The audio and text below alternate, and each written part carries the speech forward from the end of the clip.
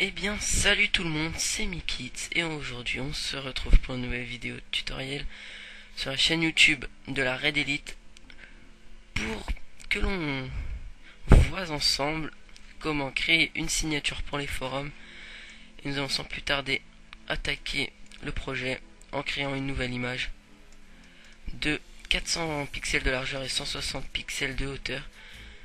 Vous sélectionnez dans les options avancées que ce soit bien rempli avec du blanc. Faites valider.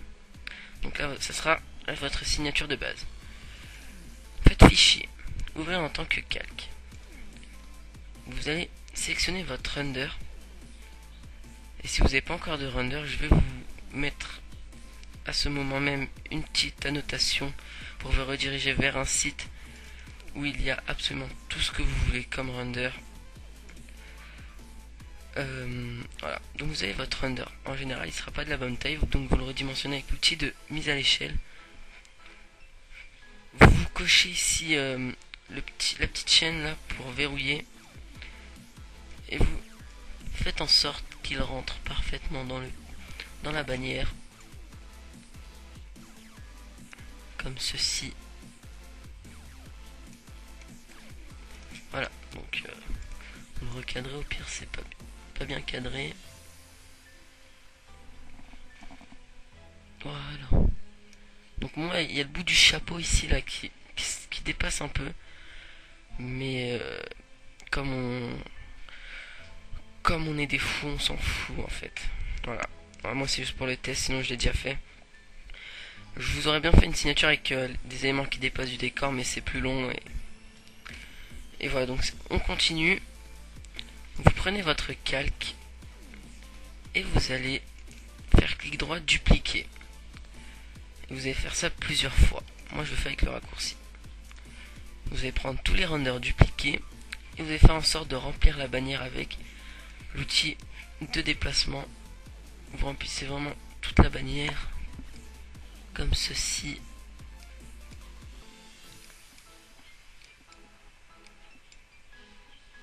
Voilà.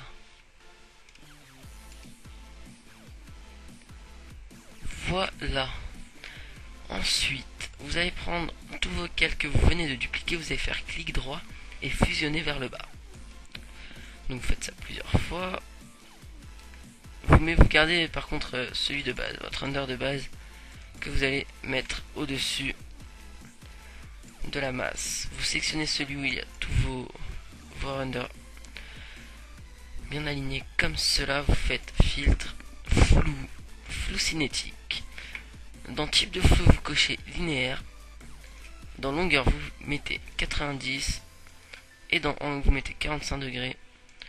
Puis vous validez. Vous recadrez. Voilà. Pardon. Donc. Faut que j'arrête de dire donc. Là, vous avez votre render de base. Donc, putain, j'ai encore dit donc. On va nommer les calques pour qu'on s'y retrouve un petit peu. Moi, j'écris nommer calque. Putain, je suis con. On va le nommer flou linéaire. Je rame un peu. Hein. Et là, on va l'appeler render de base. Ok. Donc, vous sélectionnez. Putain, j'ai encore dit donc, c'est grave. Hein. Vous sélectionnez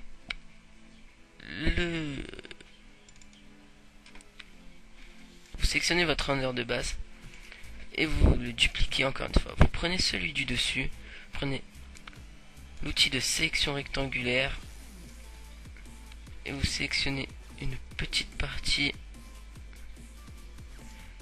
de votre render comme cela, vraiment tout petit, là où il y a le plus de couleurs de préférence. Voilà, donc vous faites outil de transformation, outil de mise à l'échelle. Vérifiez bien ici que ce soit décoché parce que sinon ça va tout vous faire bugger. Et ici vous sélectionnez, vous entrez un grand chiffre du genre 4000, ça devrait y aller. Donc là ça vous crée une sélection flottante, vous cliquez sur nouveau calque pour que ça se remet en sélection normale. Là vous avez ce genre de truc là, l'image tout étirée. Vous le déplacez en dessous. Et ici en mode superposé. Ouais. Opacité réduite quand même. Vous réduisez l'opacité. Voilà. Donc ça c'est fait. Une fois que vous avez fait ça, vous allez prendre votre render du dessous et vous allez faire filtre. Encore une fois flou, mais cette fois-ci vous allez prendre flou gaussien. Et vous allez entrer 12 de flou gaussien. Ça va créer un petit effet derrière là. Pardon. Ça va faire un petit effet sympa. Ah mais non, c'est pas bon pour moi. Donc celui du dessus, vous allez plutôt le descendre en dessous. Et vous allez sur celui-ci faire filtre flou gaussien. Et voilà. Une fois que vous avez fait ça, vous allez tout simplement... Attendez, il faut que je lise ma feuille parce que j'ai tout noté sur une feuille tel un PGM. Alors... Ah oui, on en est à là. Ok, donc... Nouveau filtre. Transparent. Ici, non, nouveau calque, je veux dire. Faites ici sur la petite icône blanche là pour créer un nouveau calque. Les dimensions sont déjà entrées, vous cochez transparent. Et voilà. Vous passez ce calque tout là-haut. C'est un calque transparent, donc c'est normal qu'on ne le voit pas. Vous allez prendre la brosse et sélectionner les brosses grunge. Je vous mets un lien à l'écran pour les télécharger. Et vous choisissez le grunge. Effet... oh, c'est dégueulasse ça. Effet un peu... C'est quoi ça aussi? Effet un peu cassé, un peu... Vraiment bizarre. Non, non. Donc là, vous laissez parler votre créativité. C'est de faire un truc sympa. Plutôt que de faire un truc vraiment dégueulasse.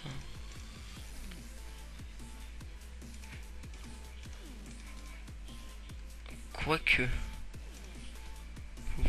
Vous me direz, on s'en fout donc.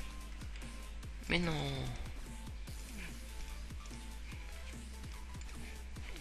C'est lequel que j'avais pris l'autre fois, il était vraiment bien. On s'en fout, hein. Vous prenez... Là, faut vraiment laisser parler votre créativité. Ouais, on va prendre ça, on va faire ça. Vous faites vraiment un truc beaucoup mieux, hein. Parce que moi, je fais vraiment de la merde. Ce calque, vous allez le placer ici, lui-même en mode superposé.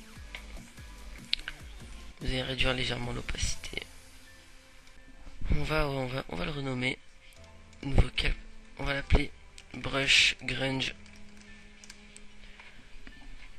Brush pour brosse et grunge pour effet cassé bizarre là. Donc là, on a nos calques. Donc là, on va passer aux effets. On va plutôt se concentrer sur les effets de tous les calques. Vous sélectionnez. Donc déjà, vous vous remettez sur l'outil de déplacement. Et là, vous allez prendre le premier render. Vous faites couleur, balance des couleurs. Et dans ici, vous allez mettre dans jaune ou bleu, vous allez entrer moins pardon, moins 40. Initialiser. Ah pardon. Valider. Ouais. Ok. Ensuite, vous allez encore garder ici, vous allez faire couleur, luminosité. Vous allez entrer dans la colonne de la luminosité, vous allez entrer 45. Vous validez. Non, quand même pas. Quoique si. On laisse comme ça. Ensuite, vous allez créer un nouveau calque transparent. Vous allez nommer tâches. Là encore, je vous mets un lien pour télécharger les brosses que l'on va utiliser. Ce sont des taches de sang. Et vous là encore, vous laissez aller votre créativité. Oh zut. Vous prenez votre calque. Donc vous le descendez en bas, en dessous des deux renders.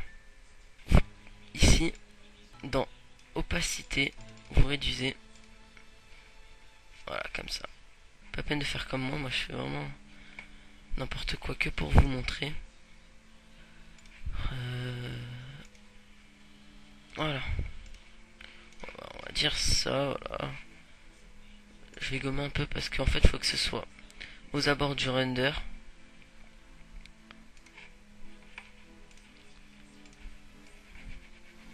Ouais, ma petite gomme est trop bien.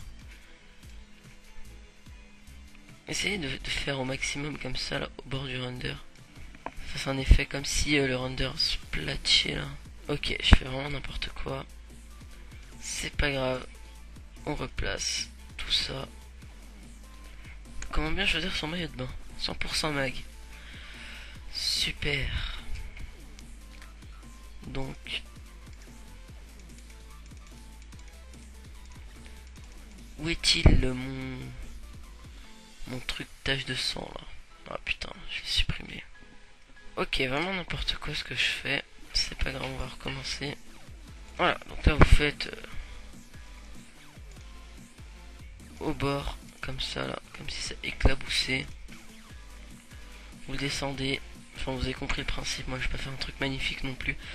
Une fois que vous avez fait ça, vous le placez passez en dessous de vos deux renders. Et voilà. Faites vos ronds. Vous pouvez même faire couleur colorier et vos ronds. Appliquer des petites couleurs. Ah mais non. Ah ouais. Vous pouvez vraiment appliquer des petites couleurs sympas comme ça. Valider. On peut réduire l'opacité aussi. Vraiment jouer avec